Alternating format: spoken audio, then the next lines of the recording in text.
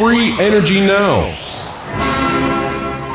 Imagine a world in which each home has its own power generator that obtains its energy in such a way that no fuel has to be added. Imagine every vehicle being able to run without ever stopping for fuel. Imagine each appliance having its own power source that never has to be recharged. That is the world of the future. Join with us now as we track our progress towards such a world. Welcome to the show. I'm your host, Sterling Allen. You can join us online at freeenergyquest.com. We're joined today, September 25th, 2014, by Ed Grimm, who has been a senior aerospace technician and calibration inspector at NASA. As a personal passion and pursuit, he's been involved in figuring out how to use hydrogen, the ideal fuel that produces no pollution. Through a series of inspiration downloads, he came up with a hydrogen engine design. He was also involved with the late famed Denny Klein, whose system is presently for sale on eBay. But first, let's do our This Week in Free Energy recap. Heading the news this week, solar hydrogen trends, a company in California that is producing around 1,400 times more energy out than in their electrolysis, LENR, vibration. They've got 16 different things going on at the same time. And there was an editorial that was published about their technology, quoting from the book by Jeremy Rifkin, The Hydrogen Economy, in which Jeremy predicted that in no more than 100 years, basically we would have very affordable, on-demand, locally supplied hydrogen available. And basically the inventor is saying, well, I guess we're 88 years early because they've got that now. So that was a cute little, I guess, interchange. I sent a copy of that post to Jeremy Rifkin, who's traveling in Europe right now speaking in high demand, and I told his staff, hey, you know, this is something Jeremy needs to be aware of, and I'd love to get his comments. So we're waiting to hear back from them. They did comment once saying he's busy, can't come on the show, but I'd love to at least get his comment and feedback on what Solar Hydrogen Trends has produced. In other news, LENR area, Infinite Energy Issue 117 is out, Global Expansion Tectonics, a challenge to physics, the shell theory of nucleus, corking the nuclear genie, a missolution for an atom, a gate toward cold nuclear fusion, some speculation about the strong decay mode of hadronic resistance, Newton's second and third law, action and reaction are not always equal, and books reviews by Storms, Talbert, and Fries. We posted a link to several articles that have been posted by New Energy Congress member Vladdy Travkin, who is doing the theoretical work behind why these PAP engines, these noble gas engines, work. And he talks about how they are a nuclear atomic phenomena and why. And then also in the area of nuclear, Christopher Stevens over in the UK says he has confirmed his transfuser theory. Quote, I calculated the power of my machine. I found that with hydrogen it would be about 3 watts, but with deuterium about 20 megawatts. That is the maximum. Previously was not found to be radioactive except for gamma and the E plus E minus annihilation energy. My experiments are with air. Oxygen and nitrogen can undergo nuclear fusion reactions to make energy, etc., unquote. And then I posted a story today about, it's actually my dad's birthday today, and he was recognized over in Russia as, quote, the founder of the modern time and frequency measurement statistic, unquote, with some 40 signatures of leading international timekeeping experts over there at an international symposium where he was a keynote speaker. And then also did a little blurb about my mom's zucchini magic. She can do amazing things with zucchini to hide it in fruit leather, so you don't even know it's there, and yet it's carrying its weight. Today we posted a link to my friend Russ Grease. He's also an associate at the New Energy Systems Trust, talking about these nuts, like the washer nuts, where he gets them to join together by putting them in a like a hexagonal type shape, running a current. He shorts across a battery, a dead short, and that current running through the middle of those basically causes the nuts to stick together. It's not a strong bond, but it's enough that they will hold up vertically. It's pretty interesting to watch. This is Lee Scalnon's permanent magnet holder. I guess it's a perpetual magnetic holder, he called it, that he came up with, a century ago. And I don't know why this has not made it into mainstream science yet, because it could be a great technology for making locks. Jerry Smith has done a lot of work with that over in Colorado. Along the lines of conventional energy, there's an Energy Innovation Center that has been launched in Milwaukee. They're offering $50,000 and free office and lab space, plus business assistance to be awarded to each of 8 chosen applicants who are willing to set up shop at the facility and develop their energy-related technology there. Don't know what their appetite is for extreme exotics, but if you've got something working and you can demonstrate it, I bet they would be interested. So might be something to take a look at if you're an inventor looking for a way to bring your thing forward. I'm guessing, though, it's a little bit too mainstream, and there might be some filters there that would keep something that's too exotic and too revolutionary from going forward, but something to think about. A little off topic from energy, but of interest to us in general, is more than 1,000 international scientists, high-level scientists, have signed their dissent over man-made global warming claims. Climate Depot reports names and dissenters in lists of reasons for their dissent. For example, the dysfunctional nature of the climate science is nothing short of scandal, says Swedish climatologist Dr. Hans Gelbring of the Paleographic Geophysics and Geodynamic Unit at Stockholm University. The Georgia Guidestone, built in 1979 to remain, who knows who did this. They got kind of 10 commandments, so to speak, the first one being to reduce the human population to 500 million, which would be a sustainable level in their opinion. They added a capstone that has inscribed on it 2014. A little niche was in there before, basically leaving it open, and then now all of a sudden it's been filled with the year 2014. Could Ebola be their tool of choice to wipe out human population by almost tenfold? Some crazy people on this planet. They don't realize that exotic free energy technologies could make the current population sustainable if we were responsible on the planet. I personally believe that the commandment to Adam and Eve to multiply and replenish the earth could have a big check mark box filled in next to it, like, done that, okay?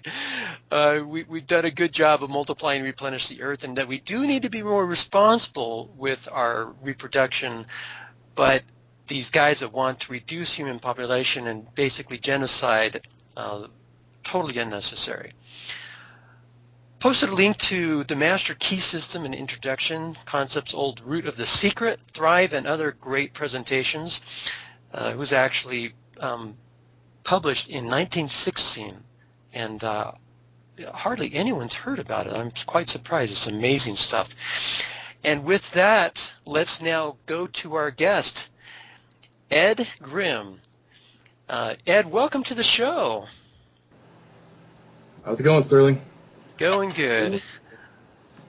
Been looking forward to this interview with you. You've got some amazing stuff, and maybe a good place to start out with would be to kind of tell the story. We talked about how you, an engineer over at NASA, not just an engineer, but you were the guy who people would go to, the engineers who would come to find out how things really worked. So you're not just a NASA scientist. You're like pretty uppity, not uppity up, that sounds cocky, but you were a well-respected and a knowledgeable person, and you went away from that work and you've been focused on hydrogen and kind of got some downloads. Do you want to talk about that process? Sure. Let me give you a little bit of my own history personally. I did work at NASA from 2000 to 2008 on the Space Shuttle program on the thrust vector control systems for the boosters. That's the steering system that keeps the boosters and everything going in the right direction. Before that, I've got Master Mechanic certs by the ASE, FAA licensed as an airframe and power plant mechanic, NASA certified, and a stack of other certs, and I'm also a member of American Mensa, but don't tell anybody that because they raise their expectations a little too high, you know. Mm-hmm. I started out in the U.S. Air Force working on F-4s, which we affectionately termed bent wing bug suckers.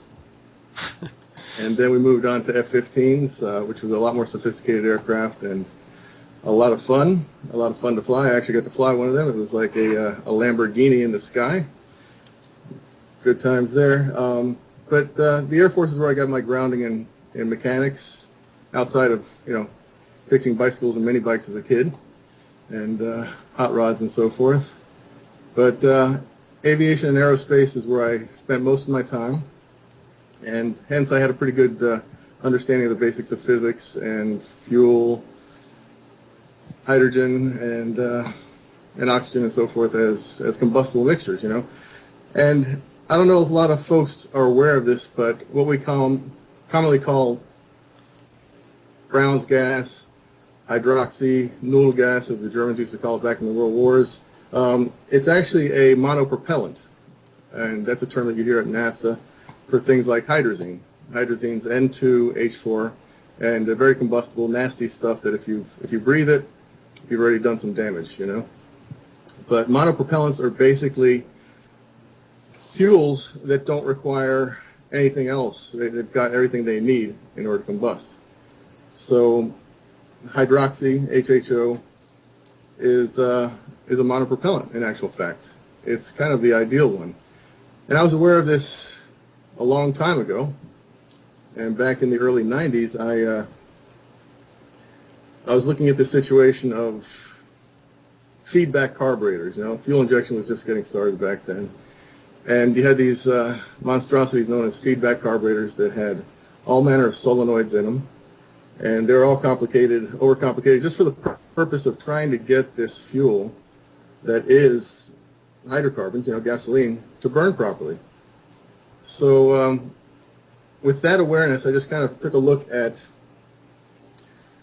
you know, why are they doing this? Why are we stuck utilizing these poor-grade fuels, you know? If you look at gasoline, well, it burns a little bit quicker than diesel, but they're all slow-burning hydrocarbons. And hydrogen being the ideal fuel, I just took a look into this, and I came up with, like you said, something of a download. You know, I kind of asked myself the question, and I don't know if it tapped into something on some other level, but all of a sudden I started getting all this engineering data about an engine that would burn hydrogen. So I found myself crawling out of bed on many occasions there, scratching out more and more engineering data as I kept on just receiving it, and came up with this engine that's got very few moving parts and is designed basically to burn hydrogen. So that was back in the 90s, early 90s, and I was looking at, well, how do I fuel this thing up? How do I power it? Where am I going to get my fuel from? I don't want to use tanked hydrogen because that's just costly and inconvenient. So I started looking at electrolysis and worked out a very rudimentary electrolyzer. Hooked it up to this Volkswagen I had sitting around. You know, back in the day, everybody had a few of those laying around in the backyard, you know. So I hooked it up with a vapor carburetor and a regulator, made a few adjustments here and there, and got that thing running pretty good on nothing but water. So that revealed to me that, you know... When you say in that context, running on nothing but water, of course you're not going down the road, and this is where you have some kind of electrical source to keep the electrolysis going. Right, that was just an experiment to establish whether or not it could be done. I I didn't have that vehicle registered. I'm not saying that I was driving the thing around town. It was just a test bed that was in the backyard, you know. So it fired up, it ran, it revved up, and as I said, it was the most rudimentary of cells, so nothing complicated. And many other people have done the same thing at different stages, different levels, different degrees. Right. But it's not that complicated, and I could probably show you a vapor carburetor that would work on any old four-cylinder out there that is carbureted, you know, or even one that's got fuel injection these days. So one of the things that people typically run into when they're using a combination of gasoline and hydroxy is they've got these modern computers that are sensing what's going on, and they see that as an anomaly, and they make adjustments that work against the improvements that you're getting. But where you've got an old carburetor and that's no electronics involved, you're not messing with that. And plus, you're able to go straight water, you know, going to hydrogen, oxygen in its ideal combination. You've been involved in a company that's been selling these hydroxy systems, so I'm sure you're very familiar with what I'm talking about here. Do you want to kind of address that whole? Sure. Sure. In boosting, you do have that difficulty, and they have EFEs and you know, Volo chips and other modifiers that you can basically piggyback onto the ECU and modify the signals from the oxygen sensors and so forth. But as you say, those older vehicles made it a lot easier. You know, you had a distributor that you could tweak. You had a simple carburetor. So the tuning wasn't anything complicated. But, you know, back then, this was, I think, 1992, had some newspaper reporters come around, had a bunch of friends that were technologists of various levels, you know, engineers and mechanics and technicians.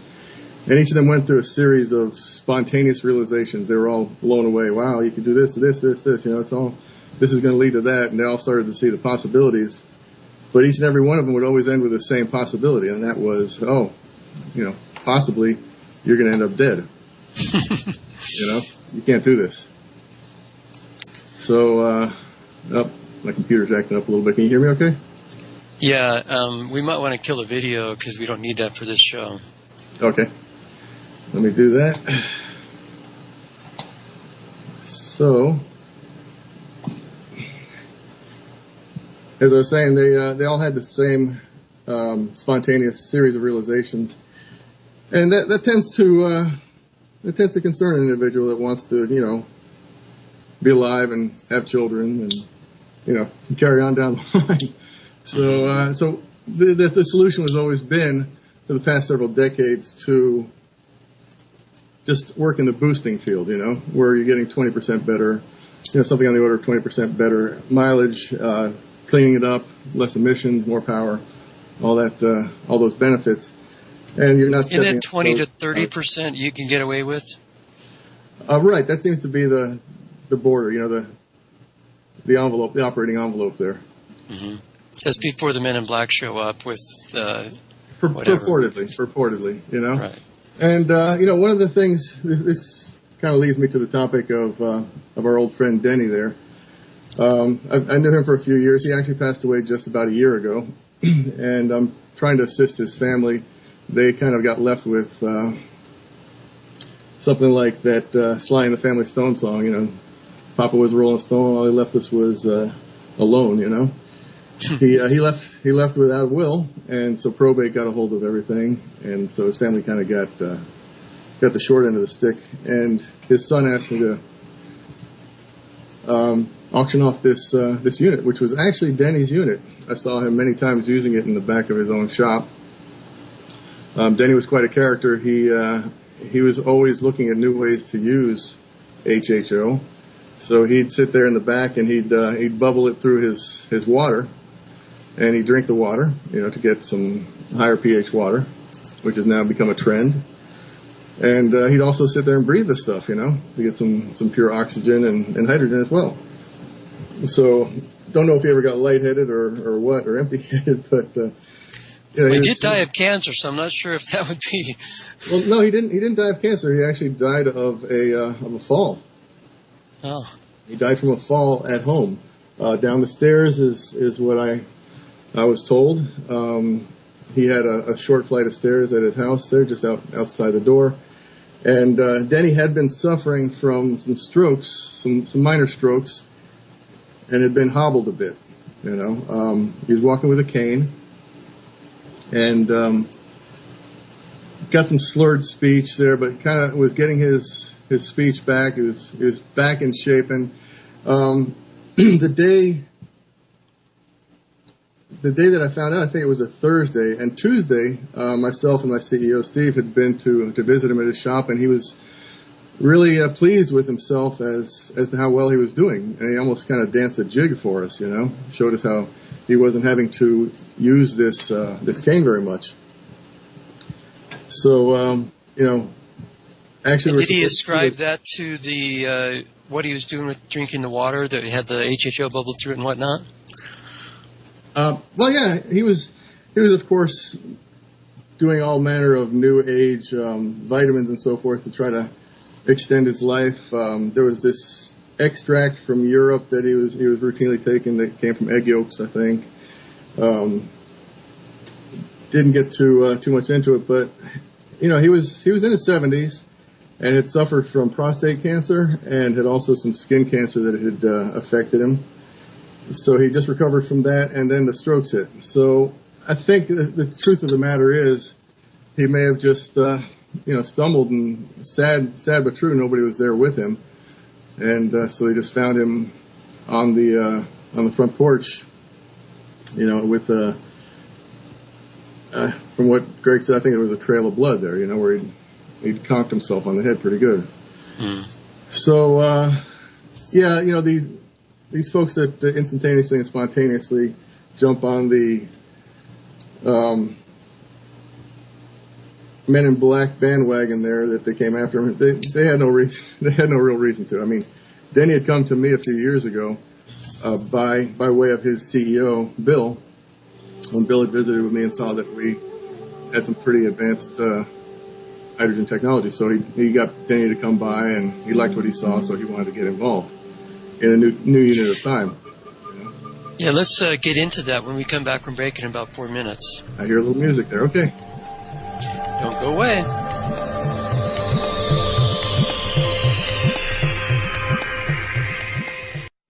Known worldwide as the most consistently fascinating, informative, and unique program on radio, the Jeff Rense program can be yours to listen to anytime, anywhere, whenever you want to hear it. For pennies a day, our subscribers can download any of Jeff's thousands of programs featuring a treasury of newsmakers, researchers, eyewitnesses, and incredible subjects, all in MP3 commercial-free, crystal-clear 56-bit digital sound, and take these often unforgettable programs with them wherever they go. As a subscriber, you can also listen live at airtime, online, anywhere in the world, or browse through our archives of over 6,000 hours of legendary broadcasts. Subscribe now by taking the link at the top of Rense.com and enrich your mind with the most unique panorama of vital information and the best independent, honest journalism in radio. Look for the Subscribe Now link on Rense.com and give yourself the knowledge you need for these unprecedented times.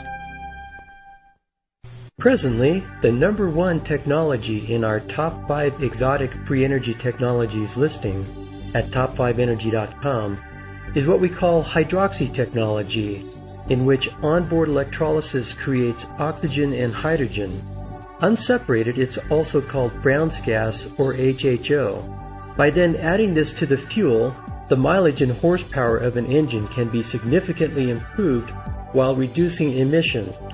One of the reasons for this is that Brown's gas breaks down the larger chain fuel molecules so they can be utilized and not exhausted, unburned. There are many companies worldwide that are making and selling these hydroxy systems. We've compiled a list for you at besthydroxytechnologies.com. When you find one you like, be sure to tell them that Sterling Allen of PES referred you. Again, that's besthydroxytechnologies.com. Free energy, now! Welcome back to the show. We're talking with Ed Grimm about his hydrogen technology work that he's done as an engineer from NASA. Really quick, I want to go on a tangent, and when we were talking yesterday, I expressed my sentiment that NASA seems to be a front for making Americans think that the U.S. government's trying in the space endeavor, when in fact a lot of these UFOs flying around are of our own make, the black budget projects. And you want to comment on that? Yeah, why not? I worked out there, and the truth is, rocket engines, or what are affectionately termed reaction engines, per the old laws of every action has an equal and opposite reaction. Those things are so old hat, and they go back to China, way back when.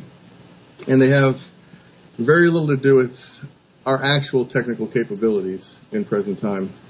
I'm not too much into getting into all kinds of black ops and so forth, but I can tell you, of course, a lot of folks have seen TR-3Bs flying here, there, and everywhere. So those are the triangular shaped guys that have the 3 points of illumination on them, right? Mm-hmm.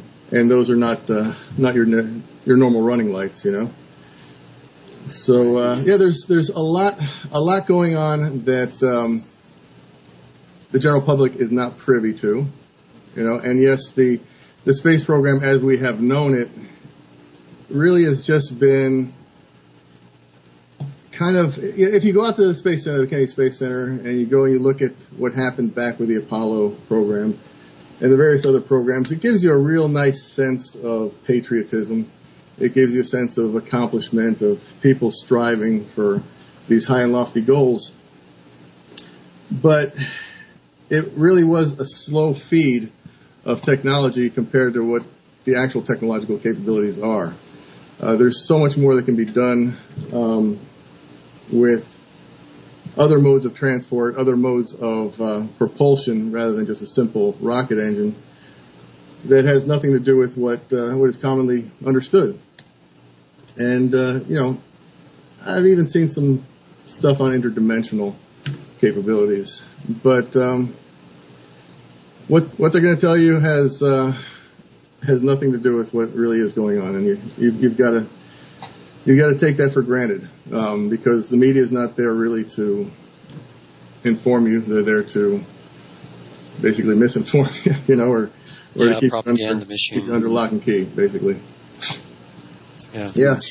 Well, let's get back to what we were talking about when we went to break. You were talking about your work with Denny Klein, that you guys started working together. Let's continue that thought.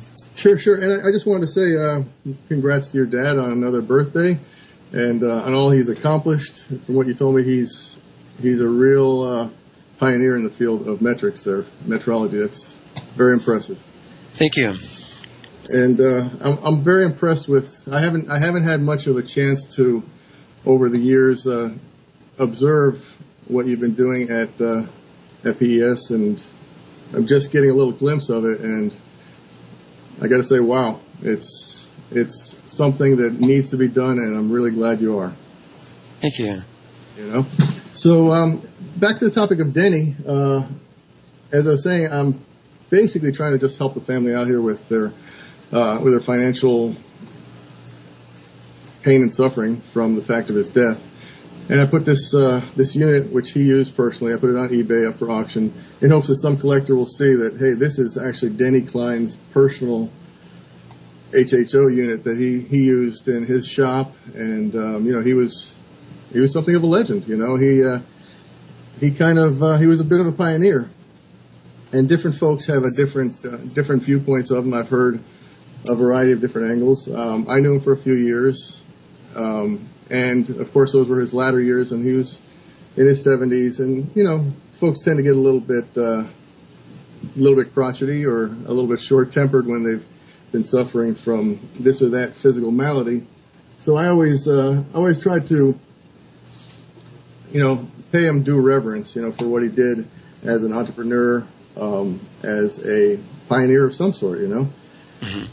And when he passed away, it really was a serious shock for me personally, because like I said, that day we were supposed to go visit him and sign a JV, for private labeling. He was going to private label our products, and been talking about it for months, and finally came to some conclusions. And it was really shocking to I went to call him because he wasn't at his office, and his son answers the phone, and I'm like, wow, what are you doing in town? You know, haven't seen you in a while. And he said, bad news. Yeah. Bad news. So, you know, got over that, and I wrote an ode to Denny, you know, as a friend of mine. And if you can bear with me, I'd like to read it. Sure, go ahead. One of Denny's most famous sayings is "Been there, done that." Anybody that knew him would have heard that many times. And so this ode is titled "Been There," and it goes like this.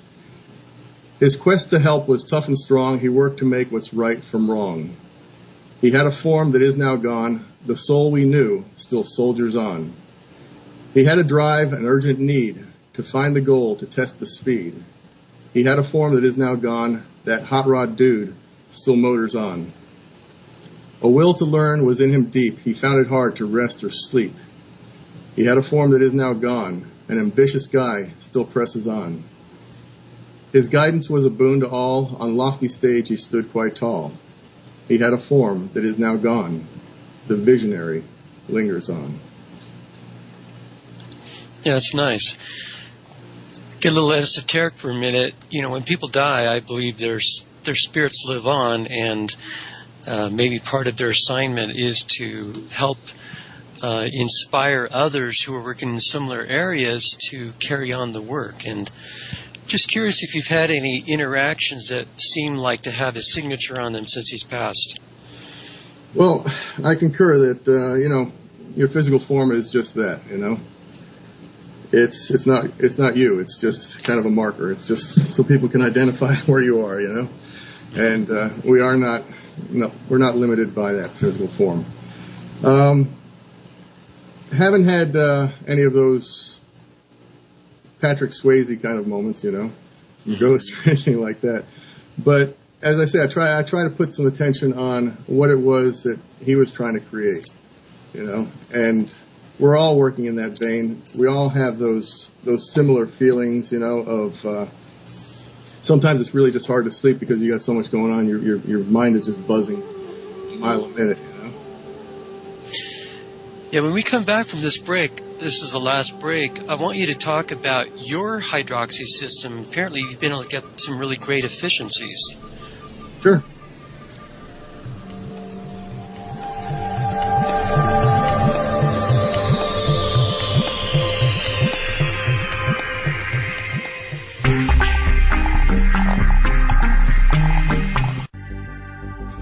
Heart and Body Extract is like no other herbal support for the cardiovascular system. It's all natural and has no adverse side effects with any substance. Above all, Heart and Body Extract was formulated to keep your arteries clean and clear, to promote healthy circulation, and to assist with healthy blood pressure levels. It also supports regular heart rate and helps maintain healthy blood sugar levels. Heart and Body Extract is made by a company that has provided 14 years of impeccable service to everyone, and their products have never had a price increase. So if you want youthful energy, strength, and stamina, go to www.heartandbody.com or call 1-866-295-5305. As you listen to and benefit from this Free Energy Quest show, as we track the many cutting-edge clean energy technologies likely to not only be ecological, but economical as well, we would like to remind you that we are listener-supported. You can send donations via PayPal to donate@pesn.com, or you can click on the donate link found on our web pages. You might consider a monthly pledge. You're welcome to send us ideas about possible advertisers or products to present to our esteemed audience via that email as well. Because we spend so much time doing the news, we don't spend quite as much time as we should looking for advertisers and items we can sell in our store, a process that can be quite time-consuming. So presently we depend on your donations to help keep us afloat. With your assistance, we can help transform this planet from a scarcity slave mentality to an abundance creator mentality with exotic free energy technologies bringing power and freedom to the people. Again, that email address is donate@pesn.com. Free energy, now! Welcome back to the show. Again, we are talking with Ed Grimm. And before we went to break, we said, let's talk about your hydroxy systems. Apparently, you've been able to get some really good efficiency. How efficient, and are these available commercially? Sure. Global Hydrogen Technologies is a company that morphed out of Hydrogen, which is the first company I created back in 2008. The cells have evolved to the point where, well, I can't say that there's no further evolution, but they're very good as they are.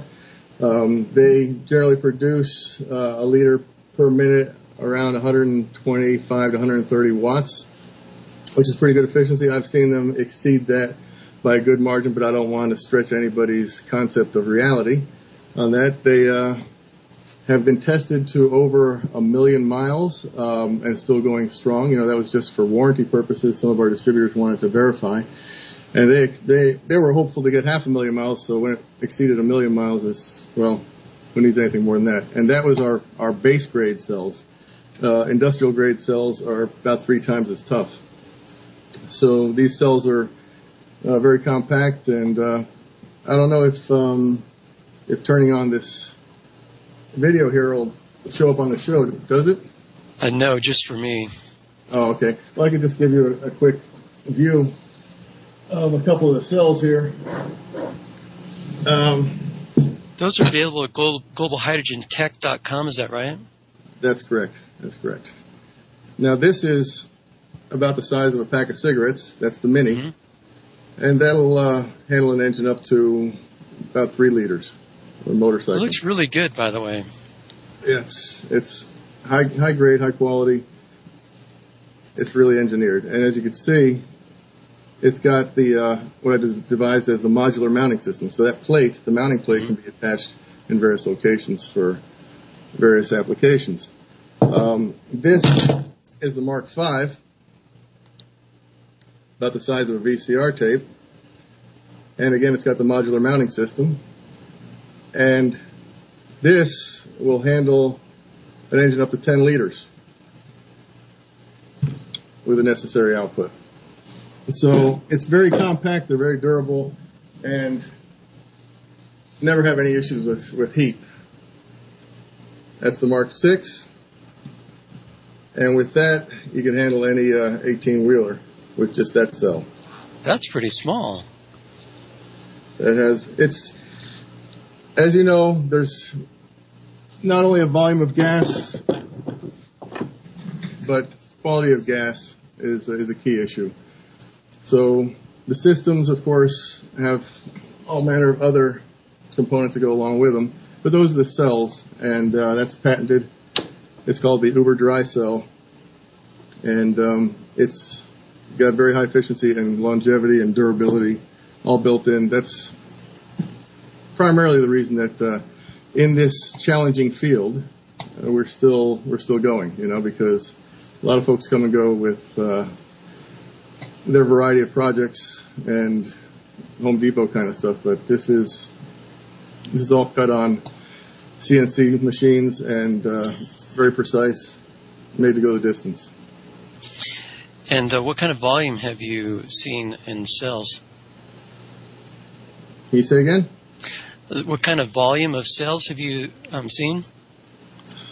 Well, I'd like to say that we sold millions of them, but it's still underneath thousands of them, you know. One of the things that I've experienced is that when you put personnel into the management positions, they each have their concept of how to manage a company or how to manage sales. And our first CEO that we put on, he wanted to go with this large distributor kind of a format. And based on his experience in the automotive field, you know, selling cars.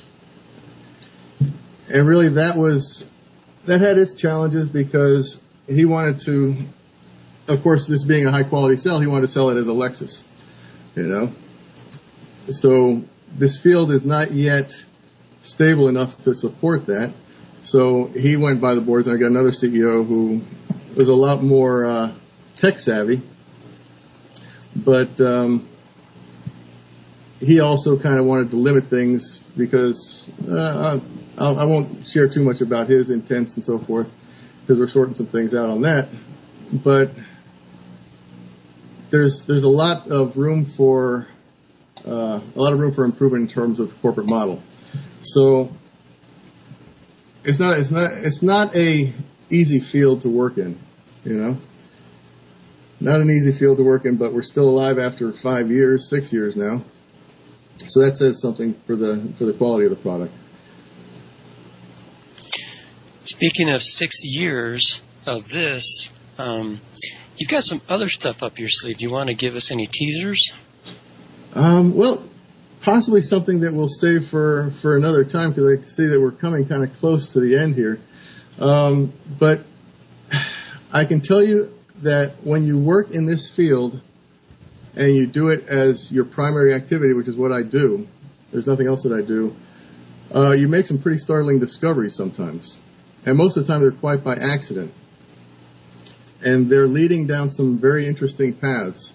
So what I've always tried to do, or what I have done over the years with this activity, is try to reach for the higher and better purpose, In other words, first, everybody starts out in this field and they get this image of, well, there's billions of cars out there. I'm going to make a unit that fits any and all cars, Mm-hmm. And I early on came to realize that what you do with one big rig truck equals about 20 cars. So you're better served pursuing the big rig truck.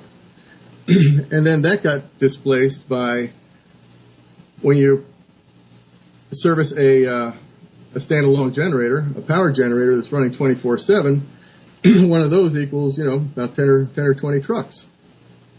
So we keep on staging it higher and higher to bigger consumers. And that's my general trend, Sterling, is going after more industrial applications, areas where we can benefit greater numbers, greater volume, because the amount of hydrocarbon pollution that comes out of a power station far exceeds, say, a township of vehicles, So you always keep on shooting for those higher purposes, and that's where I'm putting my attention these days in evolving the technologies, enhancing their efficiency. These cells here, the only issue we've ever had with them is with them being too efficient. And the curve, the tuning curve that you have on HHO is where you keep on stepping up the amperage, and if you go beyond a good spot, the sweet spot, your results pull back on you, right? Mm-hmm. So these cells, the output has always been such that we had to pull them back, keep dropping the amperage, to where I had these big V8 diesels running on 4 amps, 24 volts, and getting nice results, getting 18% benefits and cleaning up dramatically. So it's continuing to go into that direction of greater benefit with less outlay for the owner, of the industry or the owner of the genset or what have you. But there's a lot of good that's going on in this field, and I think I mentioned to you that a lot of us that have been at this, I've been at it since, like I said, the early 90s. A lot of us that have been at this for decades always thought, hey, we're getting in on the ground floor of this hydrogen economy. But the truth is, we recently are becoming aware of the fact that we're just crawling out of the basement. So there's a lot of evolution ahead of us here. Yeah. You talked earlier about your hydrogen engines. Seems like you've shelved that. Do you see yourself pulling that off the shelf? For example, plugging it into solar hydrogen trends over in California that we talked about at the opening of the show that I gave you some links to? That's a really great concept. That got, let me give you a real brief on it. That got shelved because the first prototype was designed for a proof of concept of combustion. All right, so it did that. But the investors, when they showed up from Texas, they said, well, we want to see that thing fully throttleable and so forth. And by that time, I'd already shot the entirety of my life savings on all the machine shop work to get to the first stage. So that got shelved, and a couple of knuckleheads that were trying to push it forward, they absconded with all of the documents thinking they had something, but they didn't have the final form of it. It's a project that, yes, I'd love to, because it is a brutally simple and powerful design. And, back then, one of the novel aspects of it, Sterling, is I was looking at what it should be constructed of. And this was, bearing in mind, this was 91, 92. I was considering, what should I construct this of? Should I make it out of, cast iron, stainless? What is it going to require? And it dawned on me that it would have to be some type of ceramic aluminum matrix. And nothing of that sort existed at the time, until a few years later, some individuals in an MIT lab had an accident and they came up with ceramic aluminum. And now you find it in all kinds of applications. Also, at the same time, I was looking at how to design a direct injector, which nothing of that sort existed, and as you know, now they do. So this project is quite near and dear to my heart, and given enough support, I definitely put it back into action and expand on it, because it's completely modular and scalable. Yeah. Is there any other website besides globalhydrogentech.com you want to give out? No, but if anybody contacts you, feel free to forward my email address. And thanks again, Sterling, for all you do. It's quite an activity. Very impressive. Thank you, and keep up your great work. Cheers, buddy. Cheers. You've been listening to Free Energy Now, brought to you by PES, Pure Energy Systems. You may access past archives and upcoming show info at freeenergynow.net, and join us for our daily news at freeenergynews.com. We invite you to see our directory of energy technologies at peswiki.com. That's PESWIKI.com. PES, the Pure Energy Systems Information Network.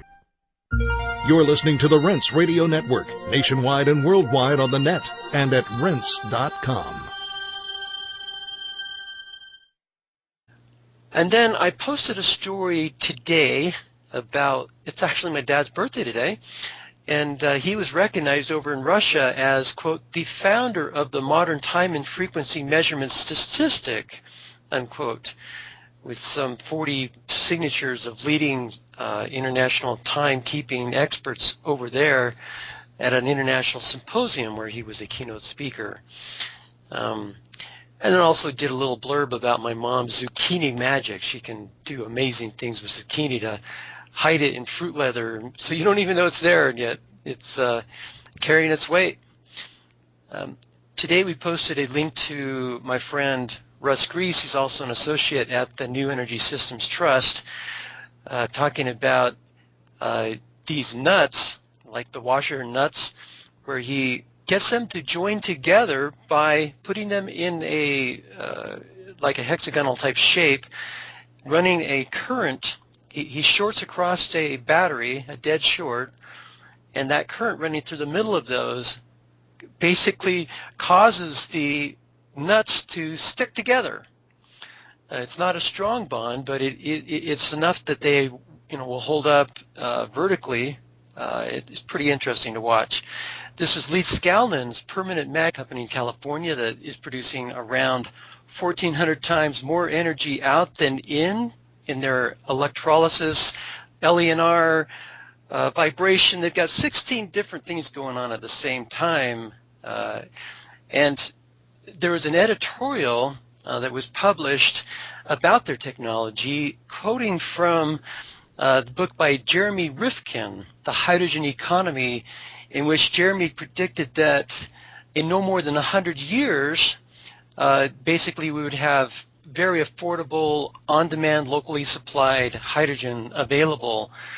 And basically the inventor is saying, well, I guess we're 88 years early because they've got that now. So that was a cute little, I guess, interchange. I sent a copy of that post to Jeremy Rifkin, who's traveling in Europe right now speaking, in high demand.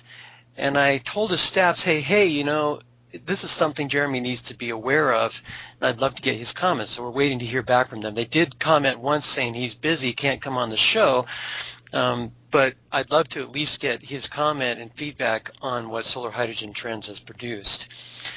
In other news, LENR area, Infinite Energy Issue 117 is out.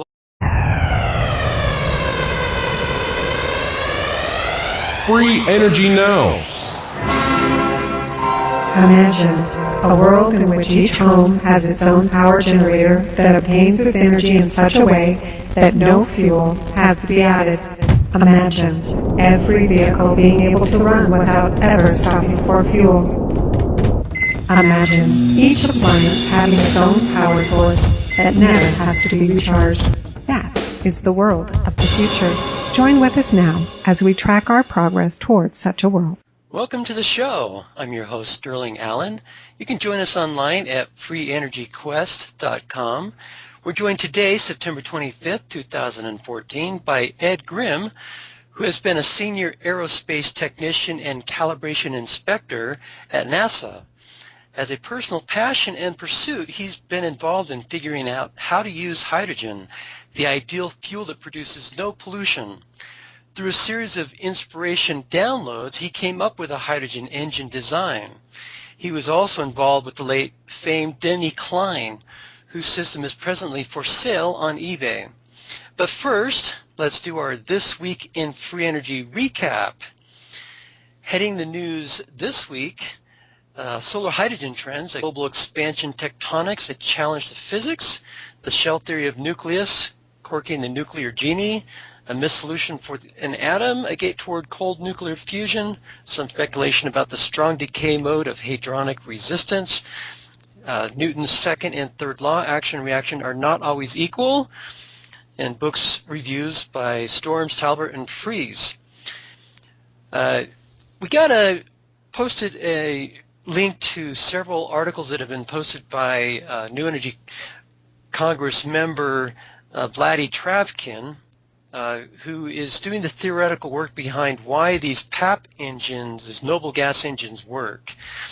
And he talks about how they are a nuclear atomic phenomena and why.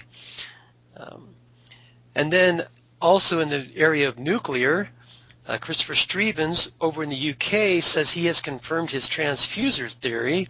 Quote, I calculated the power of my machine. I found that with hydrogen it would be about 3 watts, but with deuterium about 20 megawatts.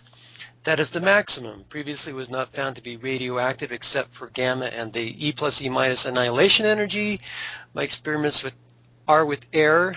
Oxygen and nitrogen can undergo nuclear fusion reactions to make energy, etc. Unquote.